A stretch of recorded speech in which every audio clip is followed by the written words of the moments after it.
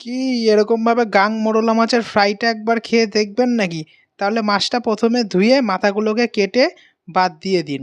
তারপরে ম্যারিনেশনের জন্য পেঁয়াজ, আদা, রসুন, লঙ্কা পেস্ট ২ চামচ করে দিয়ে দেবো। আর ১/২ চামচ করে হলুদ, লঙ্কা, নুন দিয়ে মাছটাকে ম্যারিনেট করে ১০ মিনিটের মতন রেখে দেবো। এখানে মাছটা ফ্রাই করার জন্য ব্যাটারটা রেডি করে নেব। এখানে ২ চামচ বেসন, ২ চামচ চালের গুঁড়ো, ১/২ চামচ লঙ্কার গুঁড়ো, ১/২ চামচ হলুদের গুঁড়ো, ১/২ চামচ নুন, ১/২ চামচ চিনি দিয়ে ঠিক মোটাও না পাতলাও না একটা মিডিয়াম থিকনেসের ব্যাটার রেডি করে নেব। তারপরে একটা একটা করে মাছ নিয়ে ব্যাটারে ডোবাবো আর গরম তেলে ফেলবো। এইভাবে সব মাছগুলোকে ডিপ ফ্রাই করে তুলে নিলেই রেডি হয়ে যাবে গাং মোরলা ফ্রাই। ব্যাস, তাহলে এবার যে যেটা খুশি সেটা দিয়ে খাও।